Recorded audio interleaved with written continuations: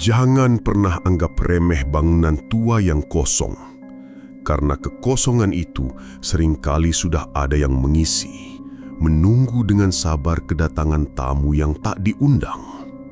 Dan inilah kisah mengapa malam tergelapmu akan terasa seperti taman bermain dibandingkan 1 jam di tempat ini. Selamat datang kembali di Zona Gaib. Malam ini, kita akan menelusuri jejak 4 anak muda yang mencoba menguji nyali di sebuah tempat yang bahkan oleh warga sekitar pun enggan untuk disebut namanya, Sanatorium Tegalwaru. Mobil tua yang mereka tumpangi meraung susah payah di tanjakan terakhir. Jalan aspal mulus sudah lama mereka tinggalkan, berganti menjadi jalan berbatu yang dikelilingi rimbunnya pepohonan. Semakin tinggi mereka mendaki bukit terpencil di salah satu sudut Jawa Barat itu, semakin dingin udara terasa menggigit kulit. Kabut tipis mulai merayap dari lembah, seolah ingin menyembunyikan tujuan akhir mereka dari pandangan dunia. Di puncak bukit, bangunan itu berdiri. Sanatorium Tegalwaru. Bukan sekedar bangunan, ia adalah raksasa arsitektur kolonial yang terluka, ditinggalkan oleh waktu untuk membusuk sendirian. Dindingnya yang dulu putih bersih, kini kusam, berlumut, dan dihiasi retakan seperti urat nadi orang tua. Sulur-sulur liar memeluk dinding, merayap masuk melalui jendela-jendela pecah yang menganga seperti mulut-mulut hitam tanpa gigi. Guntur, sang penggagas ide, turun lebih dulu dengan senyum penuh percaya diri. Di belakangnya, Leo mengangkat kameranya, tangannya sedikit gemetar, entah karena dingin atau karena rasa takut yang mulai merayapinya. Citra dengan jaket tebalnya mendengus pelan. Matanya memindai bangunan itu dengan tatapan penuh logika. Baginya, ini hanyalah bangunan tua yang lapuk. Sementara Maya, ia hanya diam. Sejak mobil mulai menanjak, ia sudah merasakan sesuatu yang aneh. Udara di sini terasa berat, sesak, seolah dipenuhi oleh helaan nafas yang tak terhitung jumlahnya. Bau khas langsung menyergap mereka saat mendekati pintu utama. Bau lembab tanah, lumut, dan sesuatu yang lain. Sesuatu yang mirip bau obat-obatan yang sudah basi dan anyir yang samar. Guntur mendorong pintu kayu jaksaka yang sudah reot itu. Suara engsel berkarat mencerit panjang, memecah keheningan puluhan tahun, seolah membangunkan sesuatu yang telah lama tertidur di dalam sana. Mereka melangkah masuk ke lobi utama, sebuah ruangan yang dulunya pasti megah, kini menjadi saksi bisu pembusukan. Lantai marmernya retak dan kotor. Pilar-pilar kokoh yang menopang langit-langit tinggi kini dikotori lumut, dan debu beterbangan di udara setiap kali mereka melangkah, menari-nari di bawah sorotan senter seperti arwah-arwah kecil. Leo menyalakan mode night vision pada kameranya, mengubah pemandangan membusuk itu menjadi dunia hijau yang mengerikan. Guntur memberi isyarat untuk menyusuri koridor di sebelah kanan. Koridor itu panjang dan gelap. Di kedua sisinya, pintu-pintu kamar pasien berjajar rapi, sebagian terbuka, sebagian tertutup. Disinilah ribuan pasien TBC di era Belanda dulu menghabiskan sisa hidup mereka, batuk darah hingga nafas terakhir. Saat mereka berjalan pelan, sebuah suara memecah keheningan. Skriek! Skrit! Suara roda besi berkarat yang didorong pelan di lantai keramik. Semua berhenti. Guntur mengangkat tangannya, memberi isyarat untuk diam.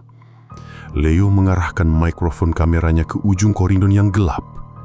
Citra memutar bola matanya, bersiap mengatakan itu hanyalah suara tikus atau bangunan yang bergeser. Tapi Maya membeku. Matanya terpaku pada kegelapan di ujung lorong. Ia tidak hanya mendengar suara roda itu, ia bisa merasakan kehadirannya. Seseorang sedang mendorong berangkar tua di sana. Seseorang yang berjalan dengan sangat lambat, dengan langkah yang diseret, dan nafas yang terdengar berat dan tersengal-sengal. Di telinganya, suara batu kering yang menyakitkan mulai terdengar, samar namun nyata. Cuma angin lewat jendela pecah, bisik Citra mencoba meyakinkan dirinya sendiri lebih dari orang lain. Namun suara itu terdengar lagi, kali ini lebih dekat. Skrik, skrik, diikuti oleh suara batuk yang lebih jelas, batuk basah yang mengerikan. Suara itu seolah bergema dari salah satu kamar di depan mereka. Kamar nomor 13. Guntur tanpa rasa takut melangkah maju menuju pintu kamar itu. Ia mendorongnya pelan. Pintu terbuka dengan derit yang menyayat. Senter mereka menyorot ke dalam. Kosong.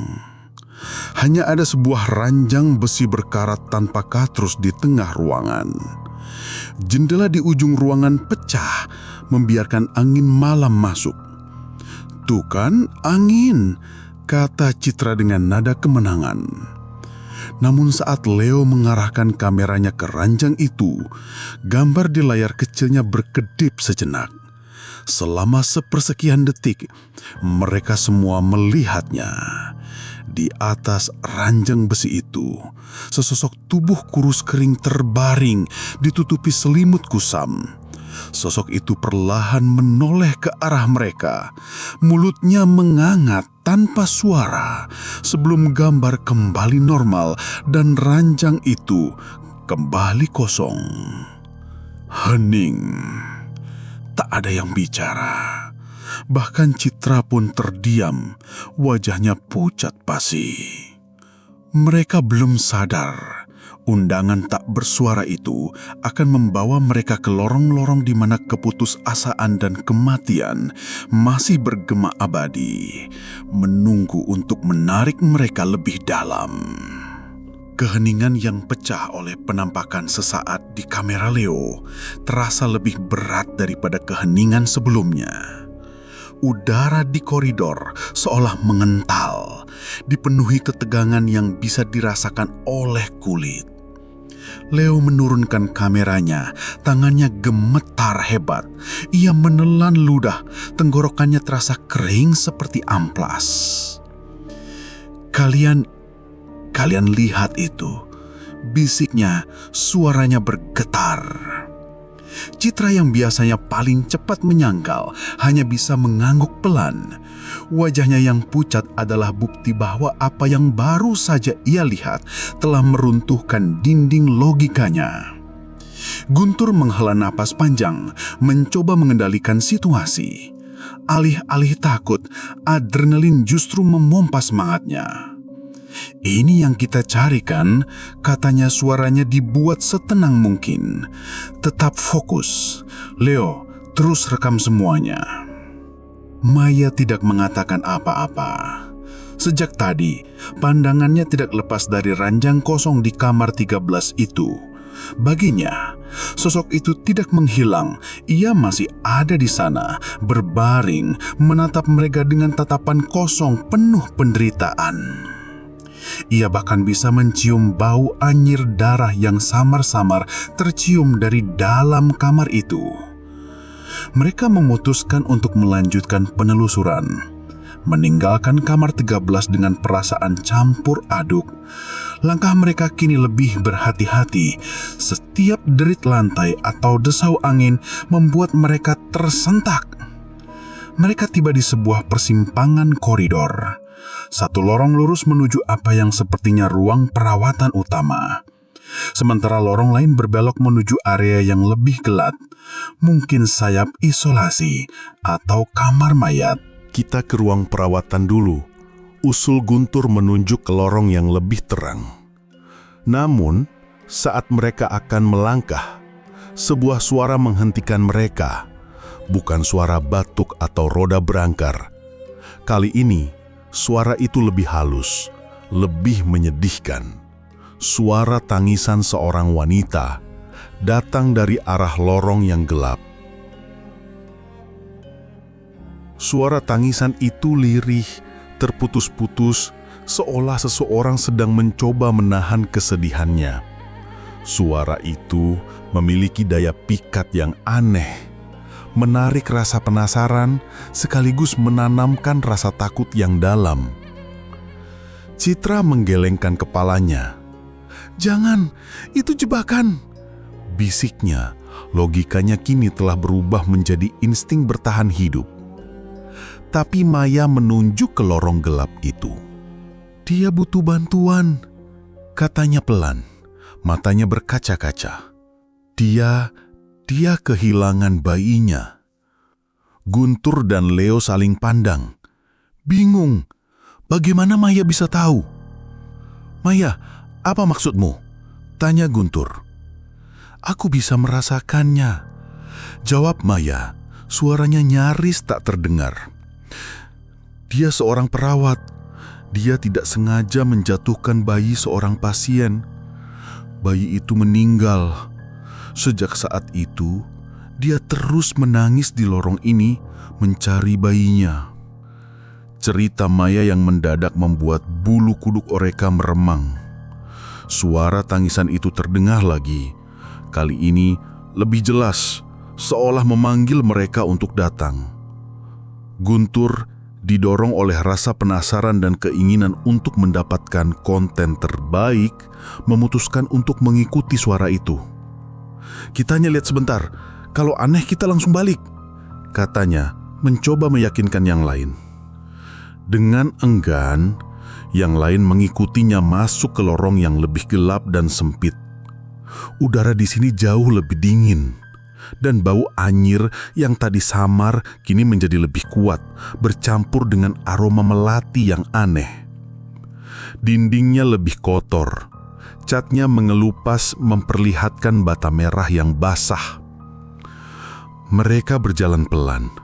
Suara tangisan itu menjadi penunjuk arah.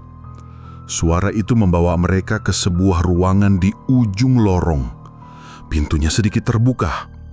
Dari celah pintu, sorot senter mereka menangkap sesuatu yang bergerak di sudut ruangan. Leo memberanikan diri mengintip lewat layar kameranya. Di sudut ruangan yang gelap, sesosok wanita dengan seragam perawat model lama yang sudah kusam dan robek sedang duduk di lantai. Punggungnya menghadap mereka. Bahunya bergetar hebat karena tangisannya. Mbak tidak apa-apa." Guntur memberanikan diri bertanya. Suaranya menggema di lorong sepi. Seketika, tangisan itu berhenti. Keheningan yang tiba-tiba terasa jauh lebih mengerikan daripada suara tangisan tadi.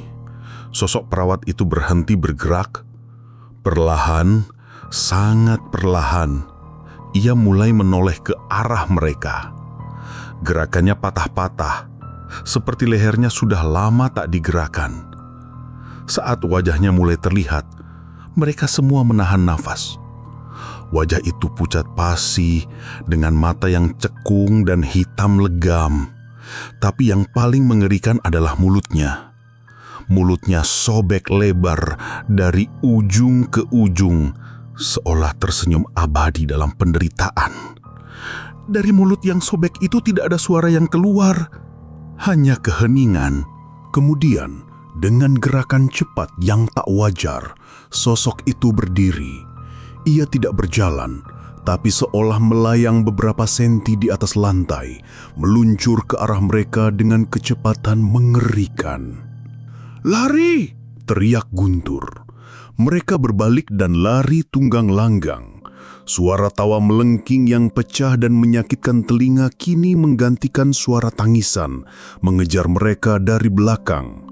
Tawa itu seolah datang dari segala arah, memantul di dinding-dinding koridor, mengejek kepanikan mereka. Leo hampir terjatuh saat berlari. Kameranya masih menyala, merekam lantai dan dinding yang berkelebat dalam pandangan kabur. Citra yang tadi paling logis, kini berlari paling depan, air mata mengalir di wajahnya. Mereka berlari tanpa arah, hanya ingin menjauh dari tawa mengerikan itu. Mereka berbelok di persimpangan, masuk lebih dalam ke labirin rumah sakit itu, tidak menyadari bahwa mereka baru saja melangkah dari satu sarang ke sarang yang jauh lebih tua dan lebih lapar. Lari mereka membabi buta, nafas memburu, dan jantung berdebar seperti genderang perang. Tawa melengking si perawat perlahan memudar di belakang mereka, ditelan oleh keheningan koridor yang mereka masuki. Mereka berhenti di sebuah aula besar yang remang-remang, membungkuk dengan tangan bertumpu pada lutut, mencoba mengatur napas yang tersengal. Hanya suara napas mereka yang terdengar, bergema di ruangan yang luas itu. Aula itu sepertinya adalah ruang rekreasi atau ruang makan. Beberapa meja dan kursi bundar tergeletak tak beraturan, sebagian terbaling, semuanya tertutup debu tebal. Di salah satu dinding, sebuah panggung kecil berdiri dengan tirai beludur merah yang sudah robek dan warnanya pudar. Tempat ini seolah membeku dalam waktu, sebuah potret bisu dari kehidupan yang pernah ada di sini. Kita tersesat, kata Leo sambil menyandarkan punggungnya ke pilar besar. Wajahnya basah dengan keringat dingin. Citra tidak menjawab. Ia hanya duduk di lantai, memeluk lututnya. Trauma dari sosok perawat tadi masih tergambar jelas di wajahnya. Untuk pertama kali dalam hidupnya, ia benar-benar merasa ketakutan. Maya berdiri di tengah ruangan. Matanya bergerak liar memindai setiap sudut. Perasaannya tidak enak. Tawa tadi memang sudah hilang, tapi ia merasa ada sesuatu yang lain di sini. Sesuatu yang jauh lebih tua, lebih berat, dan lebih mengamati. Ia merasa seperti ada ratusan pasang mata tak terlihat yang sedang menatap mereka dari kegelapan. Tempat ini tidak suka kita di sini, bisik Maya. Mereka tidak suka keributan. Mereka siapa? Tanya Guntur, senternya menyapu sekeliling ruangan. Sebelum Maya bisa menjawab, sebuah suara baru terdengar. Suara piano. Satu tus ditekan. Ting! Suaranya jernih dan nyaring, seolah piano itu baru saja disetel kemarin.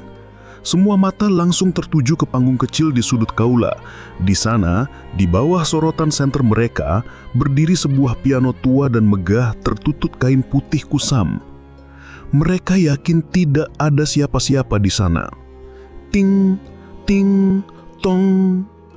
Beberapa tus lagi ditekan, membentuk sebuah melodi pendek yang janggal dan menyedihkan.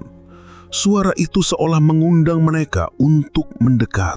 Guntur, meski ragu, berjalan perlahan menuju panggung. Rasa penasarannya sebagai pemburu konten mengalahkan rasa takutnya. Ia menaiki beberapa anak tangga panggung yang berderit. Leo mengikutinya dari belakang.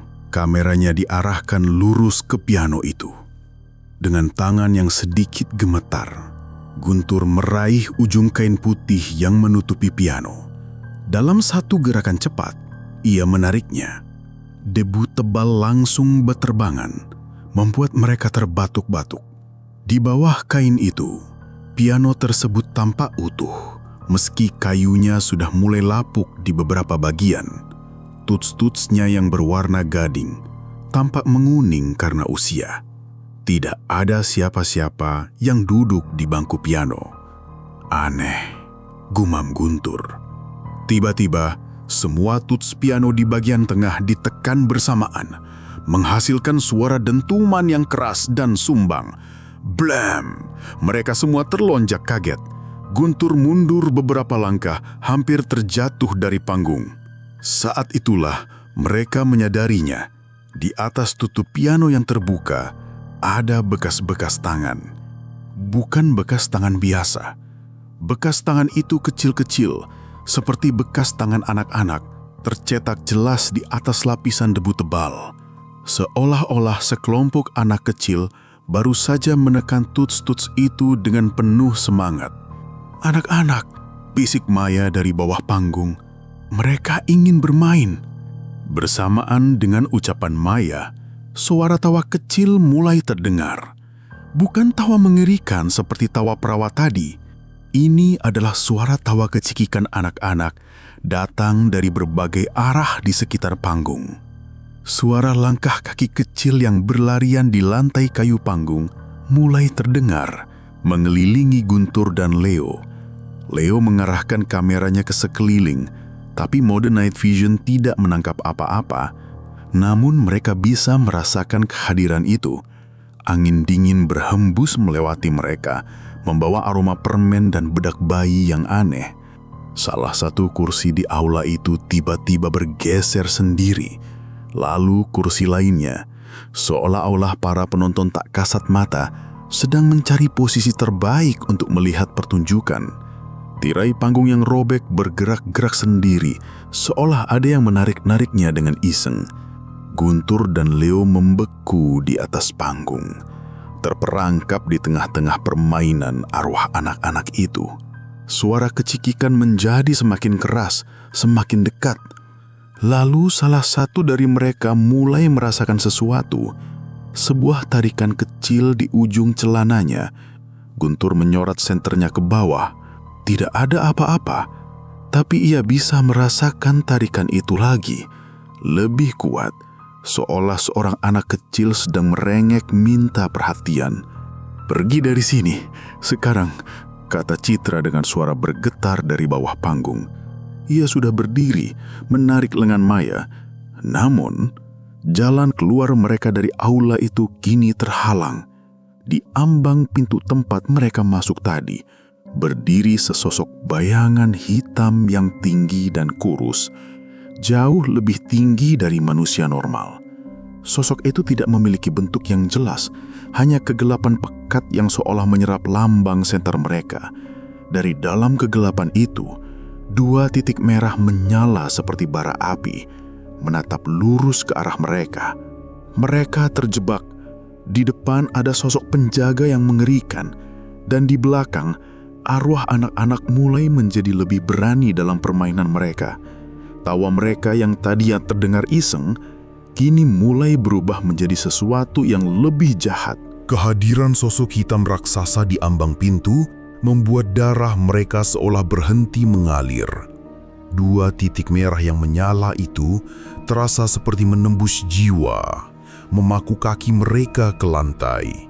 Suara tawa cekikikan anak-anak di panggung mendadak berhenti, digantikan oleh keheningan yang jauh lebih menakutkan. Sepertinya bahkan para arwah kecil itu pun tunduk pada entitas yang baru saja muncul. "Jangan lihat matanya," bisik Maya. Suaranya gemetar hebat. Ia menarik Citra untuk berlindung di belakang pilar besar, menjauh dari tatapan langsung sosok itu. Di atas panggung, Guntur dan Leo terpaku. Sosok itu tidak bergerak, hanya berdiri di sana, menjadi penghalang satu-satunya antara mereka dan jalan keluar. Udara di sekitarnya terasa dingin membekukan, dan bau ozon yang tajam seperti bau setelah petir menyambar mulai memenuhi ruangan. Leo, dalam kepanikannya, melakukan kesalahan fatal. Ia mengangkat kameranya, mencoba merekam sosok itu. Begitu lensa kamera mengarah padanya, 2 titik merah itu seolah berkobar lebih terang. Tiba-tiba, layar kamera LCD Leo berkedip liar, mengeluarkan suara statis yang memekakkan telinga sebelum mati total. Lampu indikatornya padam. "Kameranya mati! Mati total!" seru Leo, suaranya panik. Ia memukul-mukul badan kamera, tapi tidak ada respon. Saat itulah sosok hitam itu bergerak. Ia tidak berjalan, tapi seolah mengalir seperti asap hitam pekat, meluncur masuk ke dalam aula dengan kecepatan yang mengerikan, langsung menuju panggung. Gerakannya tidak mengeluarkan suara sama sekali. "Lompat!" teriak Guntur. Tanpa berpikir 2 kali, ia dan Leo melompat dari sisi panggung yang berlawanan, mendarat dengan keras di lantai berdebu di bawah. Mereka segera merangkak menjauh, mencari perlindungan di antara meja-meja. Sosok hitam itu kini berada di atas panggung, berdiri tepat di tempat mereka tadi. Ia menoleh perlahan, titik merahnya menyapu seisi aula, mencari mangsanya. Dari balik pilar, Citra melihat sebuah pintu lain di sisi lain aula. Sebuah pintu kecil yang sepertinya menuju ke dapur atau area servis. Itu satu-satunya jalan keluar mereka. "Guntur, Leo, sebelah kiri ada pintu!" bisik Citra sekeras yang ia bisa. Guntur mendengar bisikan itu. Ia memberi isyarat pada Leo yang bersembunyi tak jauh darinya. Mereka harus bergerak, tapi sosok itu seolah bisa merasakan setiap niat mereka. Maya memejamkan matanya erat-erat. Ia merasakan keputusasaan yang luar biasa datang dari sosok itu. Bukan amarah, tapi kesepian abadi yang begitu pekat hingga berubah menjadi kebencian pada semua yang hidup. Dia penjaganya, bisik Maya lagi. Dia tidak akan membiarkan siapapun keluar. Saat sosok itu membelakangi mereka sejenak, menatap ke arah piano, Guntur melihat kesempatannya. Sekarang, desisnya. Mereka berempat, Guntur, Leo, Citra dan Maya, berlari secepat yang mereka bisa menuju pintu kecil itu.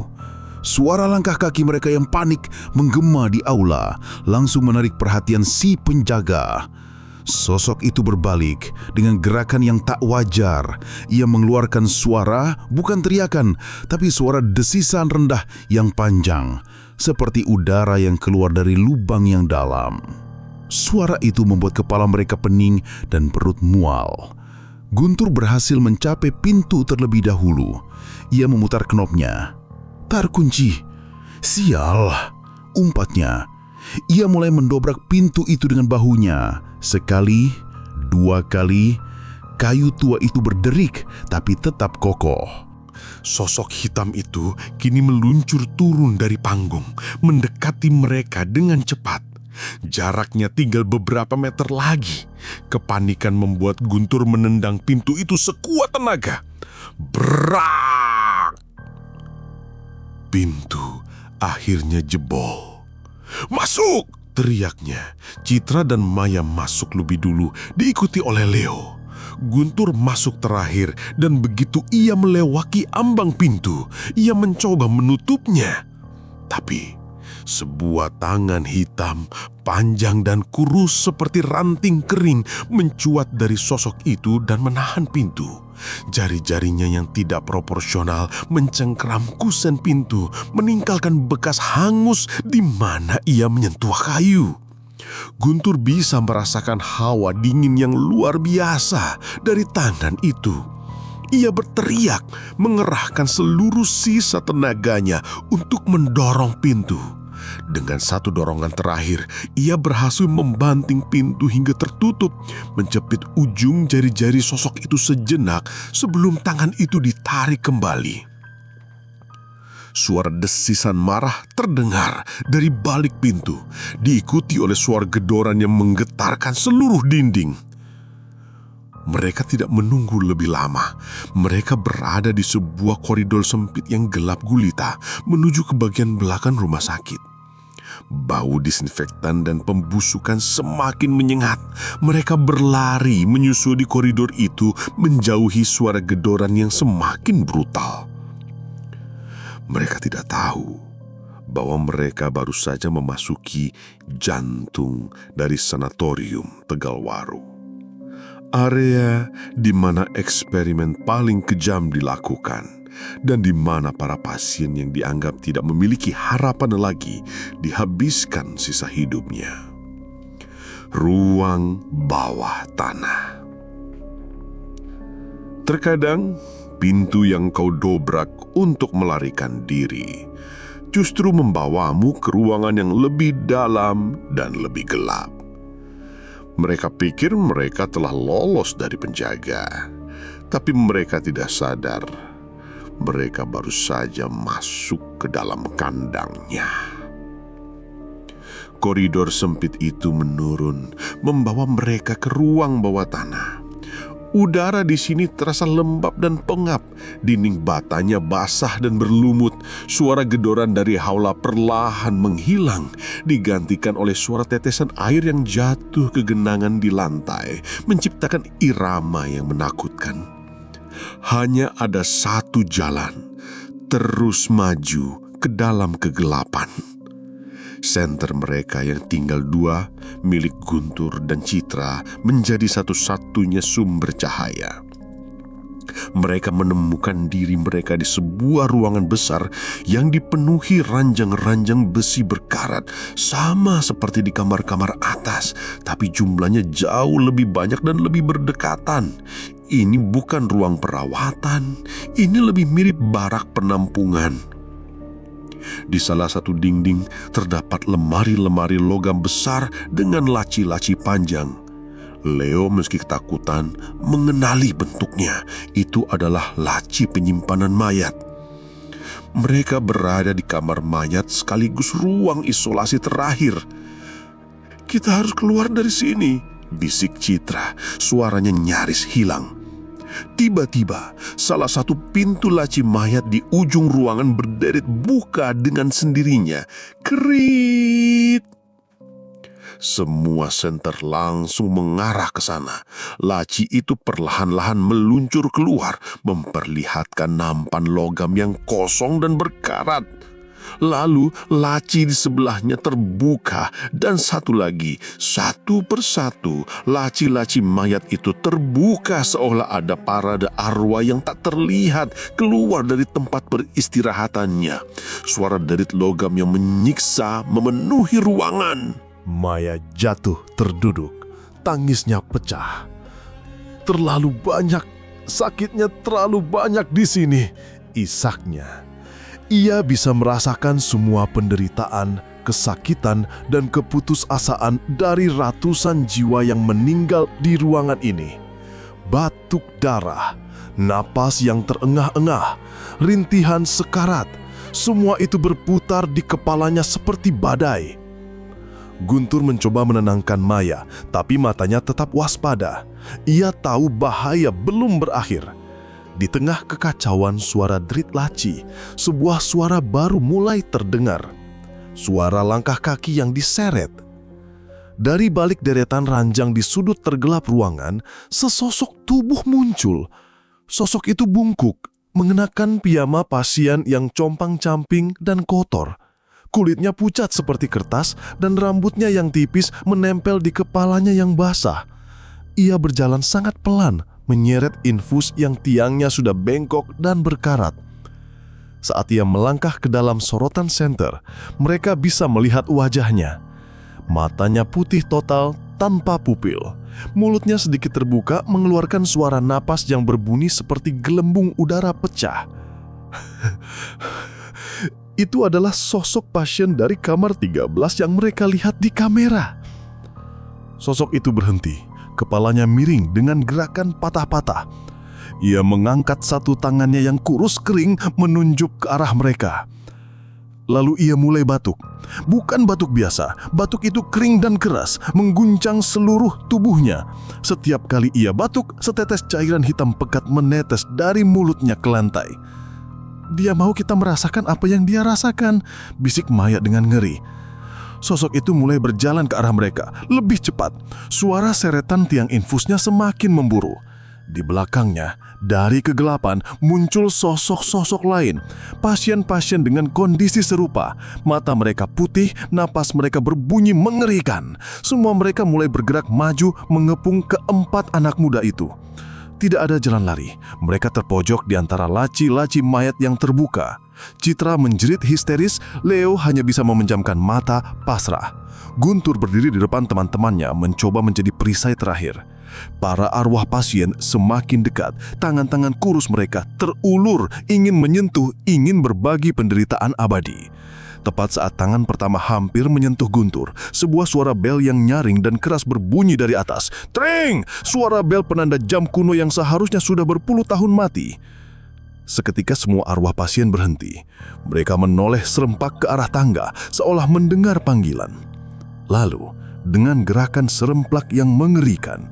Mereka semua berbalik dan berjalan kembali ke dalam kegelapan, menghilang satu persatu di antara ranjang-ranjang kosong.